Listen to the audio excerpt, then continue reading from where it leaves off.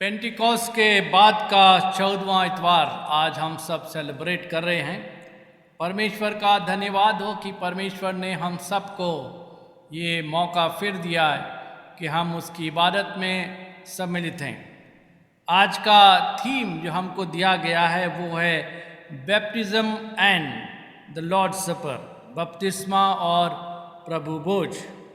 परमेश्वर को धन्यवाद देते हैं कि दोनों संस्कार जो हमें विश्वास की मजबूती के लिए दिए गए हैं उसमें हम सब लोग हिस्सेदारी करते हैं और बार बार याद करते हैं अपने विश्वास को और मजबूत करते हैं, ताकि जब तक प्रभु यीशु मसीह ना आए हम अपने विश्वास के अंदर मजबूत पाए जाएं। सब प्यासे लोगों पानी के पास आओ, जिनके पास रुपया ना हो तुम भी आकर मोल लो और खाओ। आइए इस समय हम परमेश्वर की स्तुति करेंगे और गाएंगे गीत आशीष तुझसे चाहते हैं।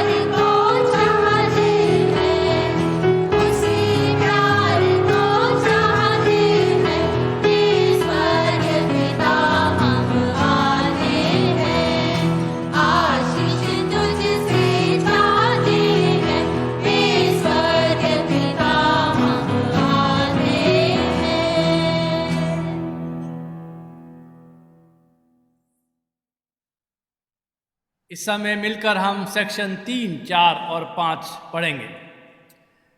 हमारे खुदावन यीशु मसीह का फजल, खुदा की मोहब्बत और रूह कुदुस की शराकत आप सबके साथ होती रहे।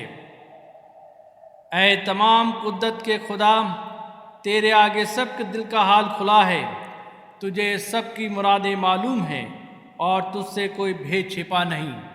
अपने पाक रूह के असर से हमारे दिल के ख्यालों को पाक कर, ताकि हम तुझसे कामिल मोहब्बत रखें और लायक तौर पर तेरे पाक नाम की बड़ाई करें, हमारे खुदावन यीशु मसीह के वसीले से। आमीन।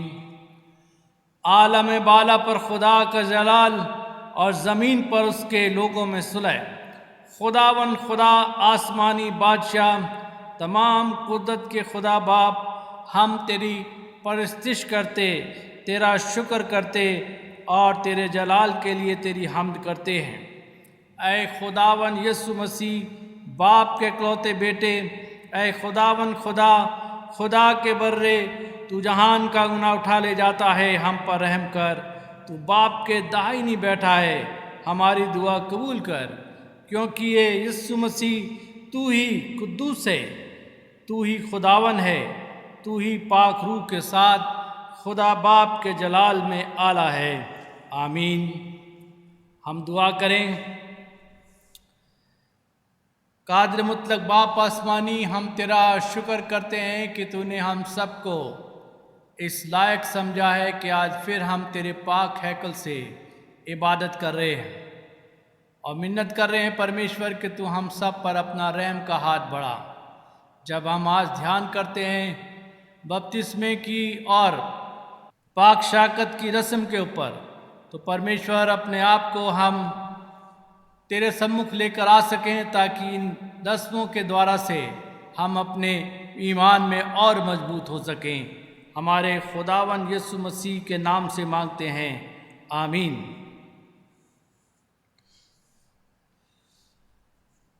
परमेश्वर के वचन में से हम पढ़ेंगे और पुराने नियम में से पढ़ा जाएगा यशायाह नबी की किताब और उसका 55वां अध्याय और उसके पहले पद से। आज़ाया 55:1-7।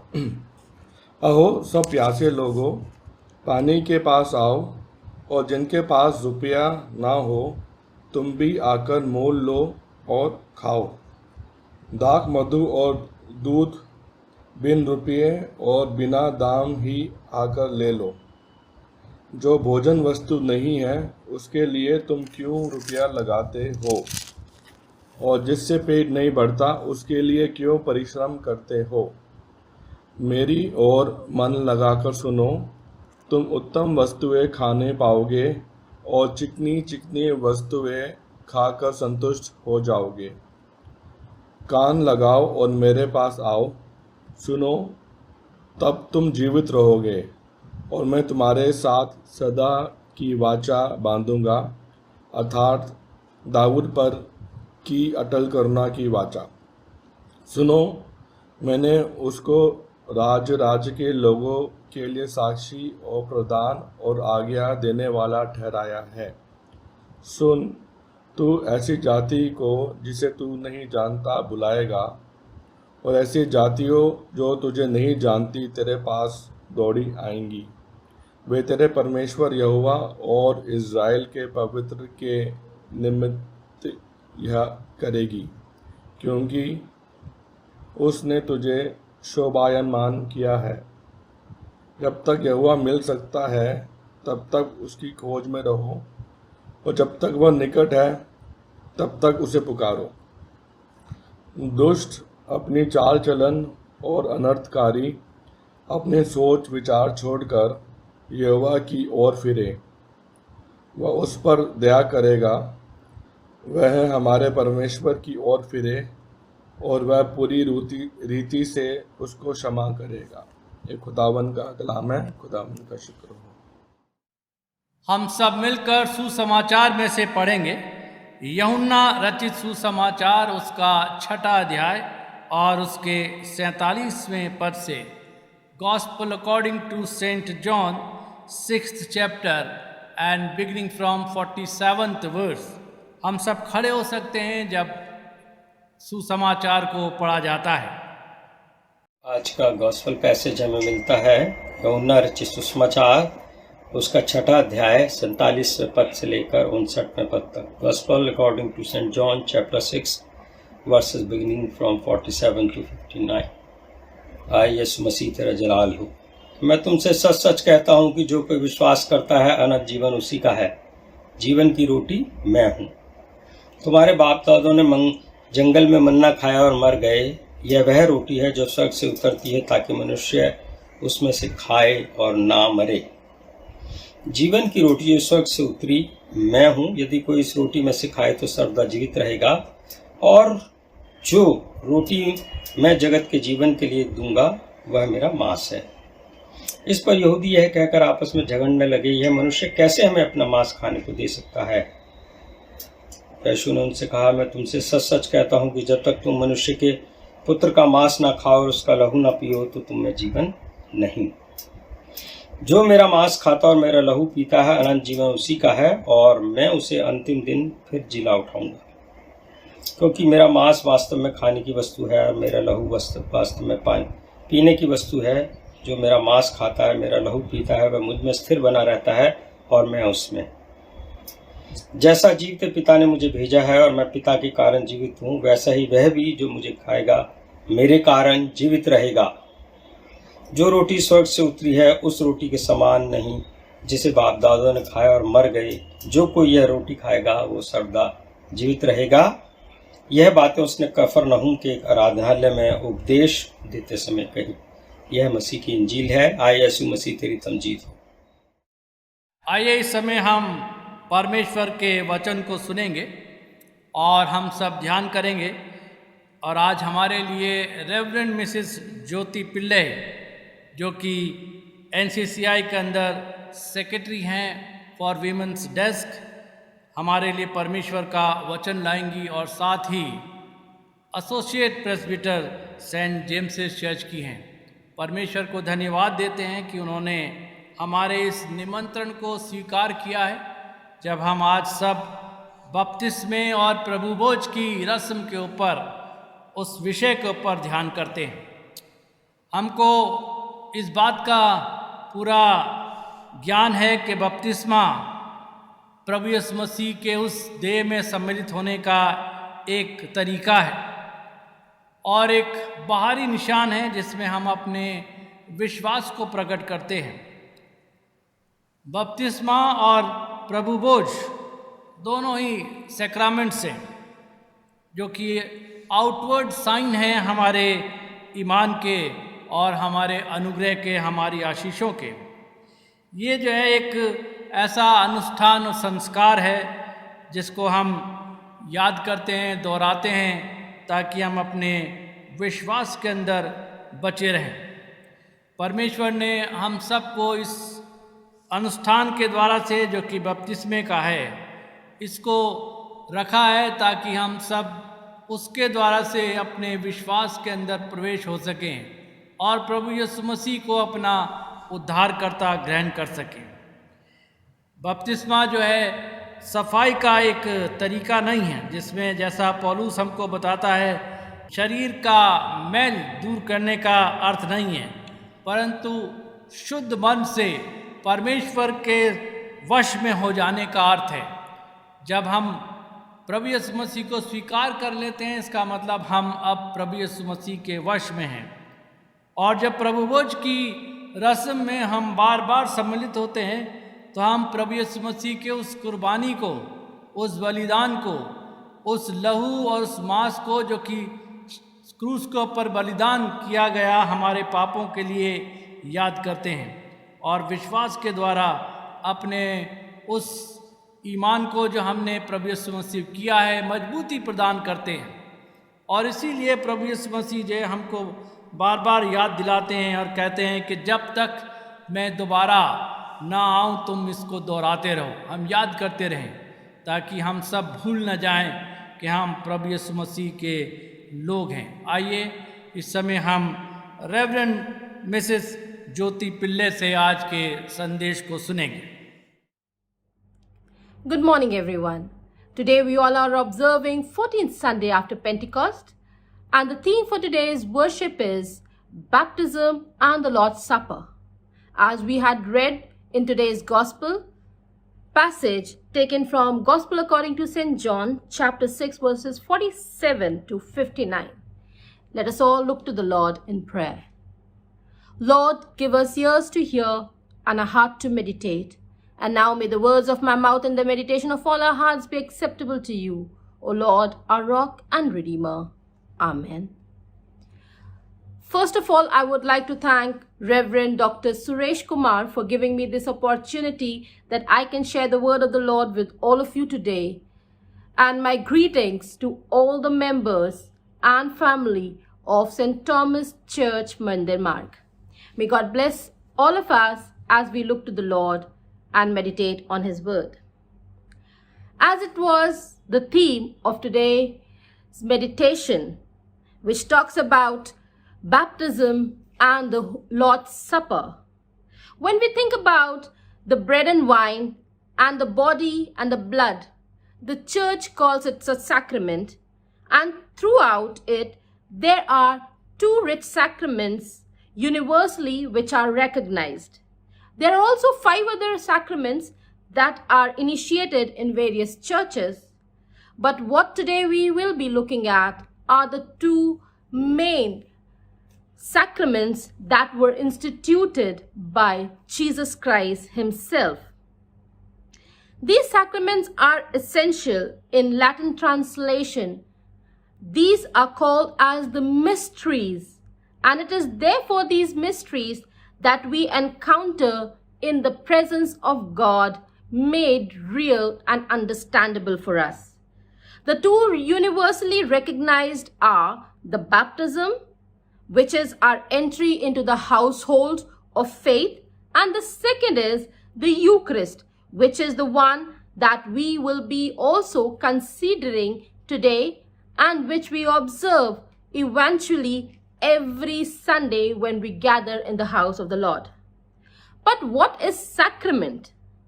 As St. Augustine first described them as an outward sign of an invisible grace upon our lives. For example, in baptism, the sacrament of new life, the outward sign would be immersion or sprinkling of the blessed water, which is poured on our head or when we submerge, while listing the inward grace of the person receiving forgiveness and new life in Christ Jesus.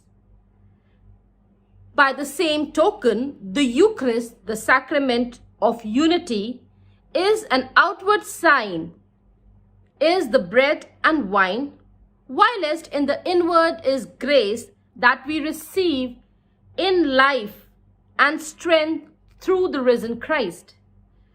Word which resonate deeply with the word of our gospel for this morning. Within this passage, Christ is bringing us a foretaste of the way in which He is going to bring salvation through His brokenness.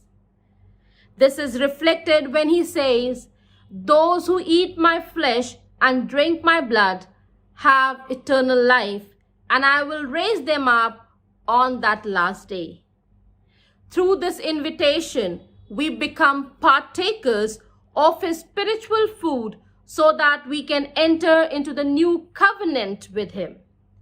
Christ then continues, "Those who eat my flesh and drink my blood abide in me, and I in them." Within this statement, Christ is instructing the disciples in the way in which their salvation will be given to them. In these few short passages of scripture, there is much for us to consider. And perhaps the best place to begin is by asking, what do we understand as happening at the altar during the prayer? For each of us, it may differ. For some of us, it may be transubstantiation, where the elements are literally transformed into the body and blood of Christ, which we partake in, and we say we are one body in Christ through His blood and body. Whereas for some, it may be a transformed symbolizing of Jesus in remembrance of the event, where we consider that we remember how Christ gave His life for us. Theologians would say that a memorialist point of view would be more of an ordinance rather than a sacrament. But where there is a belief that something, however small, is happening during the prayer, then it would demonstrate that the grace of God is at work, and this great prayer of the church unites us all. Through taking part in the Eucharist, we literally embody the meaning of the scripture, because prayer recalls the past, how Christ died on the cross for us all, as the atonement act to bring us back into right relationship with God. The present, what is happening right now with us here, is how we join together in the feast we are often offering as a thanksgiving and praise, which is a sacrifice to God for the gift we cannot earn but in humility receive. We remember Christ's presence within the element throughout which the theology is appropriate for us, and how his body was broken and how his blood spilled. So as we become partakers in the meal we receive, God's forgiveness are news for us, a new life. And this causes us to look to the future of Christ's return, when we will join him and the saints, when heaven and earth become one in new kingdom. Also, in this passage, Christ declares with great assurance that only in and through him can anyone know life and its fullness, as it is mentioned in verse 47. Again, he claims that he and what he is and what he teaches is the real true food for the nurturing of one's soul. Other good gifts from God can certainly help us, but grace of God there is for us in Christ is inexhaustible and everlasting. From verse 51 onwards, he says, I am the living bread which came down from heaven. If anyone eats of this bread, he will live forever, and the bread which I will give is the word in my flesh. This statement connotes the meaning of the real discipleship and of the secret of Christian faith and Christian living. Eternal life is for those who have passed beyond reliance upon the physical sense into the integral experience of spiritual perseverance with faith. Life is that higher sphere according to Christ, which is sustained, and this sustenance for the ancestors has been this food which was given to all in the form of manna, which abides and helps to abide in body only. But what Christ is reminding us today is that the food in the form of manna was merely given for the perishable bodies, whereas the living bread, that is Christ himself, which is given from heaven, is for the life of everyone in redemption of all humankind. The paradox is, unless we eat the flesh of the Son of Man and drink his blood, we will not have life in him. What is more striking for us is to remember that when Christ would have said these institutions word, then it would have been a real difficulty for the people of the time, and especially for Jews. They would have thought, how could we eat the flesh of a human and drink the blood of a human? And how can it bring us grace and redemption? But what actually do we mean by eating the body and blood of Christ? Dear ones, when we partake in his body and blood, we are mystically united in Christ's integral experience of associating with him in his death, burial, resurrection, and ascension into heaven. That is why it is important for us to partake in his body and blood. Dear ones, partaking does not simply mean that we partake in a sacrament and leave it ahead. But when we partake, it means that he lives in us and we live in him. When baptism teaches us of our renewal of covenant in forgiveness, in repentance, and accepting the grace, Eucharist reminds us of the importance of living in Christ. Both these sacraments are important for us, not just to partake, but to live in it daily. As we remember the renewal of our covenant in baptism and Eucharist, let us be reminded that we have to walk in them daily for the glory of his name and a building of our spiritual life in union with Christ, for which he gave his body and blood. Christ, when he took his baptism, formed a relationship with God in presence of the world, saying, I will follow him and him alone. That is what we need to do in our baptism, not arguing on various doctrines of how it has to be taken, but what is important is our inward belief and our profession of faith in daily life. In the same way, Eucharist or the Lord's Supper is a reminder that we are a part of his body now, and as he is holy, so we need to be holy. As he is just, we need to be just. As he is peacemaker, we too have to equip ourselves in restoration and reclaiming peace with God, with ourselves, and with our fellow human being. May God bless us as we are reminded of the Lord's Supper and baptism, and we follow and remember the vows we took and the profession of faith we do. May God bless us all. Through our baptism and Eucharist, may we be united in God. In the name of God, the Father, the Son, and the Holy Spirit. Amen. धन्यवाद देते हैं हम reverend Mrs ज्योति पिल्ले को, जो कि आज उन्होंने हमें सुसमाचार सुनाया है, परमेश्वर का वचन सुनाया है। मुझे उम्मीद है कि इनके वचन के द्वारा से हम सब आशीषित हुए हैं। आइए इस समय हम अपने ईमान का इकरार करेंगे और नीकिया का अकीदा हम साथ मिलकर पढ़ेंगे। हम एक खुदा कादिर मुतलक बाप पर ईमान रखते हैं, वह आसमान और ज़मीन और सब देखी और अनदेखी चीज़ों का खालिक है। हम एक खुदावन यीशु मसीह पर ईमान रखते हैं, जो खुदा का इकलौता बेटा है। वह अज़ल से बाप से मौलूद, खुदा से खुदा, नूर से नूर, हकीकी खुदा से हकीकी खुदा, मसनू नहीं बल्कि मौलूद है। उसका और बाप का एक ही जौहर है, उसके वसीले से कुल चीज़ें बनी।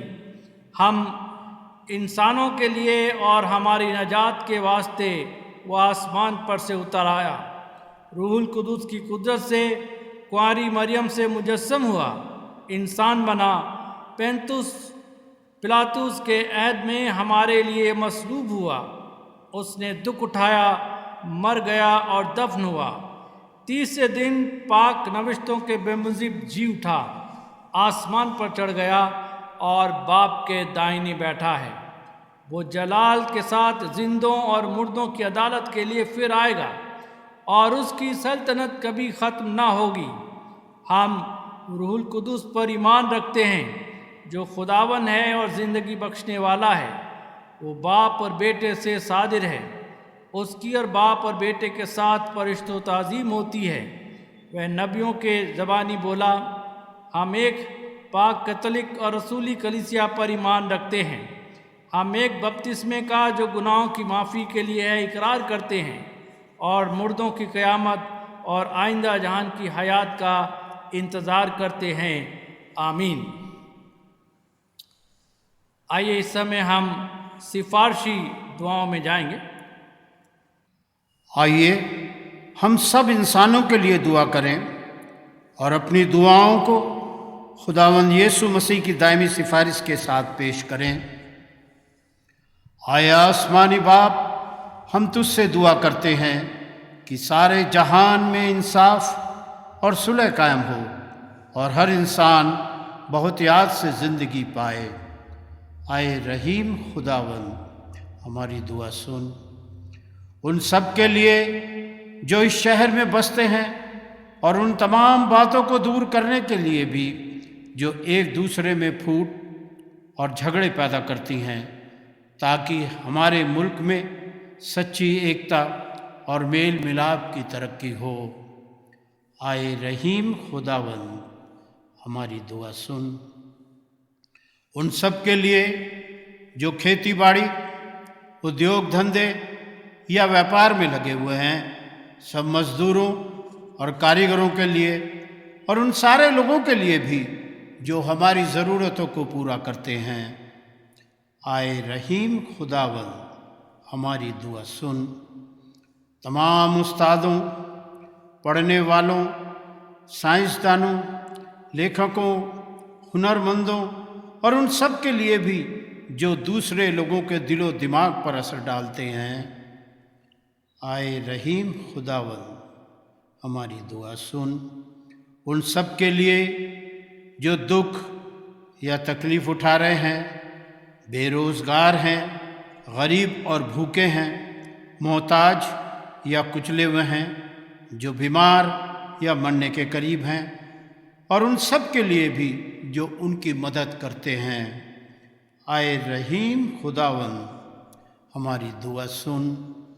उन सब के लिए जिन्हें इस मुल्क और दूसरे मुल्कों में इख्तियार दिया गया है, ख़ासकर हमारे राष्ट्रपति, प्रधानमंत्री, इस सूबे के लेफ्टिनेंट गवर्नर और मुख्यमंत्री, और उन सब के लिए भी जो किसी भी तरह का इख्तियार रखते हैं। आए रहीम खुदावंद, हमारी दुआ सुन। सब मसीह लोगों की एकता और मेल मिलाप के लिए और दुनिया में उनके मुनासिब तौर से गवाही देने और खिदमत करने के लिए। आए रहीम खुदावंद, हमारी दुआ सुन। इस मुल्क में तेरी तमाम कलीसिया के लिए, उसकी काउंसलों और रहनुमाओं के लिए, खासकर हमारे मॉडरेटर, दक्षिण भारत की कलीसिया के मॉडरेटर और मार्थोमा कलीसिया के मेट्रोपॉलिटन, हमारे बिशप, खासकर हमारे पासवान reverend Suresh, reverend Morrison Rose और रेवरेंड शर्ली लाल, कि वो अपनी खिदमत को वफादारी से बजा लाएं। आए रहीम खुदावंद, हमारी दुआ सुन। ये बख्श कि तेरे उन तमाम लोगों के साथ जिन्होंने वफादारी से इस दुनिया में तेरी खिदमत की है, हम भी तेरी बादशाही की अब्दी खुशी में शरीक हों। आए रहीम खुदावंद, हमारी दुआ सुन। आए आसमानी बाप, अपनी बादशाही जल्ला और हमारी इन दुआओं को कबूल फरमा, जो हम तेरे बेटे अपने खुदावंद और मुंजी यीशु मसीह के नाम के वसीले से पेश करते हैं। आमीन। हम सब मिलकर परमेश्वर की स्तुति करेंगे और हम भजन गाएंगे, आज का दिन यहोवा ने बनाया है। और जिस समय हम इस भजन को गाते हैं, हमारा दान भी स्वीकार किया जाएगा।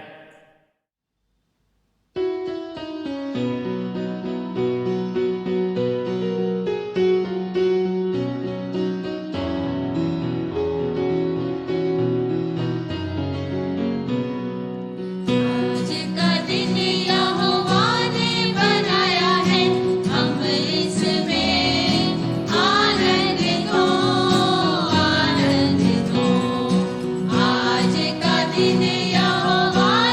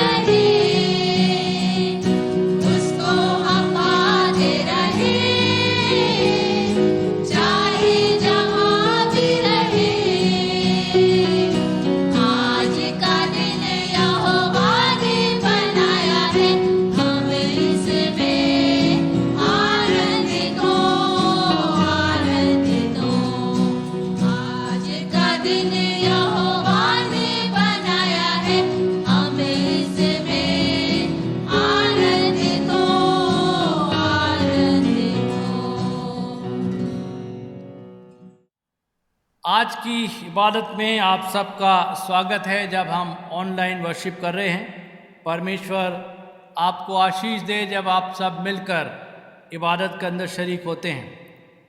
हमारा चर्च का ऑफिस सोमवार से शनिवार तक सुबह 10 बजे से 5 बजे तक खुला होता है, और जो लोग विज़िट करते हैं और जैसा भी उनका सहूलियत होती है उसके अनुसार आकर अपने चर्च से संबंधित कार्यों को देखते हैं और वो पूरा किया जाता है।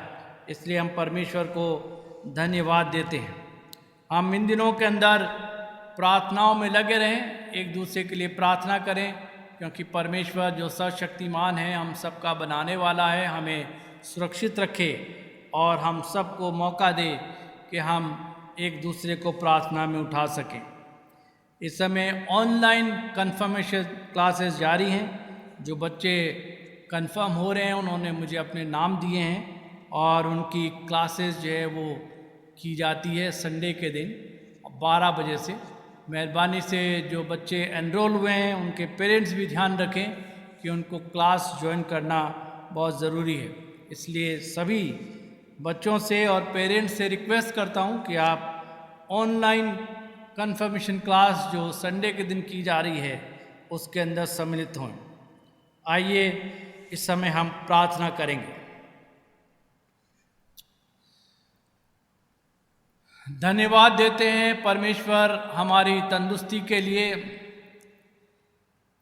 धन्यवाद देते हैं सारी ज़रूरतों के लिए, धन्यवाद देते हैं इस ज़िंदगी के लिए परमेश्वर जो तूने हमको दी है। हम प्रार्थना करते हैं परमेश्वर कि हम सब पर अपना पवित्र हाथ बढ़ाए रख, ताकि हम इसी तरह से विश्वास के अंदर रहकर अपनी ज़िंदगी को आगे बढ़ा सकें। हम अपने कलीसिया के सभी परिवारों को याद करते हैं, सभी बच्चों को, जवानों को, बुज़ुर्गों को, ख़ास कर जो बीमार हैं उनको हम याद करते हैं कि उन पर अपना सामर्थ का हाथ बढ़ाइए और उनको शिफा दीजिए। हम धन्यवाद देते हैं मिसेस डेनिसन के लिए जिनका पिछले दिनों में ऑपरेशन था। परमेश्वर हम प्रार्थना करते हैं कि आप सामर्थ का हाथ उन पर बढ़ाइए ताकि वो चंगाई को प्राप्त कर सकें और आपकी महिमा कर सकें। हम तमाम गरीबों के लिए और बेरोज़गारों के लिए दुआ करते हैं जो ज़रूरतमंद हैं, उनके लिए रास्ते खोलिए ताकि परमेश्वर वो अपने अपने कार्य के अंदर लग सकें और आपकी स्तुति और प्रशंसा कर सकें। हमारी विनती है परमेश्वर उन बच्चों के लिए जो इन दिनों में एडमिशन्स की तैयारी कर रहे हैं, और परमेश्वर उनकी मदद कीजिए ताकि वो बच्चे इसी तरह से अपने कार्य के अंदर आगे बढ़ते रहें और जहाँ कहीं भी परमेश्वर उनके लिए रखा गया है उस जगह वो स्वीकार किए जाएं। हम विनती करते हैं इस समय अफ़गानिस्तान देश के लिए, वहाँ की जनता के लिए, वहाँ की सल्तनत के लिए, परमेश्वर वहाँ पर शांति स्थापित कीजिए ताकि सब लोग अमन और चैन के साथ रह सकें। जो लोग ज़रूरतमंद हैं उनकी ज़रूरतों को पूरा कीजिए, जिससे परमेश्वर सब लोग आप पर भरोसा रख सकें। ख़ास कर उन सब के लिए प्रार्थना करते हैं जो विश्वास के द्वारा से या भाषाओं के द्वारा से या रहन सहन के द्वारा से एक दूसरे के अंदर तफरका पैदा करते हैं। परमेश्वर उनको समझ और बुद्धि दीजिए ताकि सब इंसान मिलजुल कर रह सकें और आपकी महिमा हो सके। हम प्रार्थना करते हैं इस समय मिस्टर मक्खन लाल के लिए कि उन पर अपना सामर्थ का हाथ बढ़ाइए, उनको शिफा दीजिए, उनको चंगाई दीजिए। जो उनकी सेवा करते हैं उनको भी आशीष दीजिए। हम शमोन के लिए भी प्रार्थना करते हैं, उस पर आप रहम का हाथ बढ़ाकर उस बच्चे को चंगाई दीजिए, उसके तमाम गलतियों को, गुनाहों को माफ़ कीजिए ताकि परमेश्वर वो चंगाई को प्राप्त कर कर अपने परिवार में आपकी महिमा कर सके। हम और भी बीमारों को परमेश्वर आपके पवित्र हाथ में सौंप देते हैं, सब पर अपना रहम का हाथ रखिए। हम उन लोगों को याद करते हैं परमेश्वर जो अपने विश्वास के कारण सताए जाते हैं अलग अलग जगहों पर। परमेश्वर उनको हिम्मत दीजिए, ताकत दीजिए ताकि गवाही के समय वो आपकी सामर्थ हासिल करें और आपकी महिमा कर सकें। हम उन सब लोगों को याद करते हैं जिन्होंने पिछले दिनों में अपना जन्मदिन मनाया है। परमेश्वर अपनी शादी की सालगिरह मनाई, उन सबको आशीषित कीजिए ताकि परमेश्वर वो इस नए साल के अंदर जब प्रवेश करते हैं, ये नया साल उनके जीवन में, उनके परिवार के अंदर एक आशीष का कारण बन सके और परमेश्वर वो आपकी महिमा कर सके। एक बार फिर हम सब अपने आप को आपके पवित्र हाथ में सौंप देते हैं। आप हम सब पर अपना अनुग्रह कीजिए। प्रभु यीशु मसीह के नाम से मांग लेते हैं, आमीन। ऐ हमारे आसमानी बाप, तेरा नाम पाक माना जाए, तेरी बादशाही आए, तेरी मर्जी जैसे आसमान पर पूरी होती है ज़मीन पर भी हो। हमारे रोज़ की रोटी आज हमें दे, हमारे कसूरवारों को माफ़ कर कि हम भी अपने कसूरवारों को माफ़ करते हैं। हमें आजमाइश में न पड़ने दे बल्कि बुराई से बचा, क्योंकि बादशाही और कुदरत और जलाल अब तक तेरा ही है, आमीन। खुदा का इत्मीनान जो समझ से बिल्कुल बाहर है, तुम्हारे दिलों और ख़यालों को खुदा उसके बेटे हमारे खुदा यीशु मसीह की पहचान और मोहब्बत महफूज रखे, और कादिर मुतलक खुदा बाप, बेटे और रुल कुदुस की बरकत तुम पर हो और तुम्हारे साथ हमेशा रहे, आमीन। सलामती से जाओ, खुदावन से मोहब्बत रखो और उसकी खिदमत करो, खुदावन मसीह के नाम से, आमीन।